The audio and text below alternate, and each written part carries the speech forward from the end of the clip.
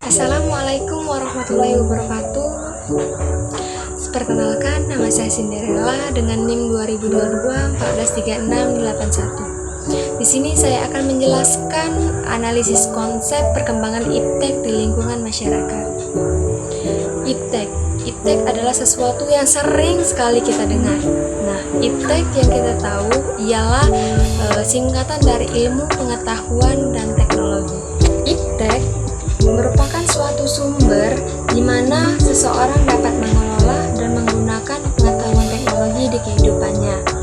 Perkembangan ilmu teknologi dan teknologi itu sendiri dibuat dengan tujuan untuk semakin mempermudah kehidupan manusia. Dalam perkembangan iptek itu sendiri, secara tidak sadar dapat mengubah gaya hidup masyarakat atau aktivitas di lingkungan sekitar. Nah, iptek membawa pengaruh besar bagi kehidupan manusia. Contoh perkembangan iptek di bidang informasi dan komunikasi. Nah, di sekitar daerah saya, perkembangan iptek di bidang informasi dan komunikasi ini sangat jelas terlihat. Bisa dilihat dari banyak anak-anak yang memainkan gadget, dan ada banyak anak-anak yang lebih memilih memainkan gadget daripada bermain bersama temannya ataupun belajar. Meskipun gadget merupakan salah satu teknologi yang dapat mempermudah kehidupan manusia dan membawa pengaruh besar akan perkembangan iptek, gadget juga dapat membuat orang-orang lebih mudah dalam menjalankan komunikasi dengan yang lainnya, walaupun dibatasi oleh jarak. Nah, kemudian penyebaran informasi dapat lebih mudah didapat masyarakat, khususnya pada saat pandemi COVID-19 waktu lalu.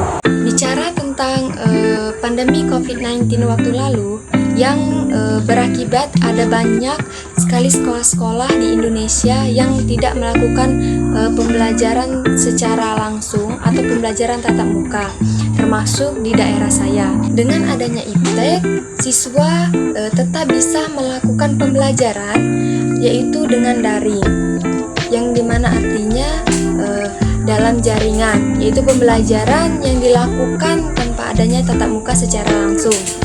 Nah, dengan adanya iptek ini, siswa tetap dapat mendapatkan pembelajaran, siswa tetap dapat mendapatkan ilmu, dan juga dapat mengurangi persebar luasan COVID-19. Kita ambil contoh kedua, yaitu di bidang ekonomi. Nah, kita lihat dari dampak pandemi COVID-19 waktu lalu, ada banyak orang-orang yang bekerja atau orang yang berdagang mengalami kerugian akibat jumlah atau angka pembelian yang menurun akibat pembatasan mobilitas. Nah, dengan adanya gadget dapat membantu masyarakat dalam bekerja, contohnya berdagang atau menjual.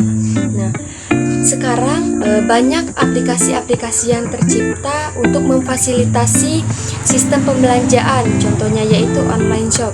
Online shop sekarang sangat diminati oleh masyarakat, yaitu online shop dapat mempermudah dalam bertransaksi baik untuk pembeli maupun penjualnya.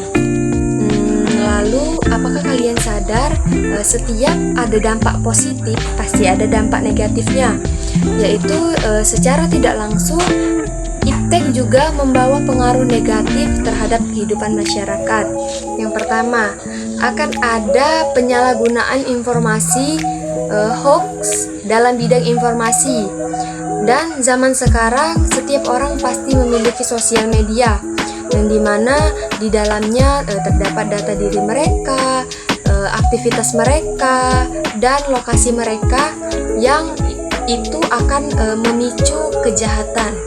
Kemudian akan ada banyak pengangguran karena era industrialisasi dan kemajuan teknologi yang nantinya manusia akan tergantikan, dan lebih parahnya lagi manusia akan tergantikan oleh mesin.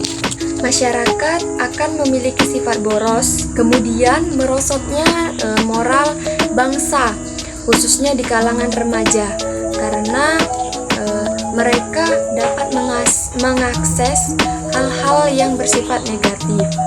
Dapat meningkatkan kenakalan remaja, tindakan menyimpang dari edaran tradisi-tradisi yang ada di lingkungan masyarakat.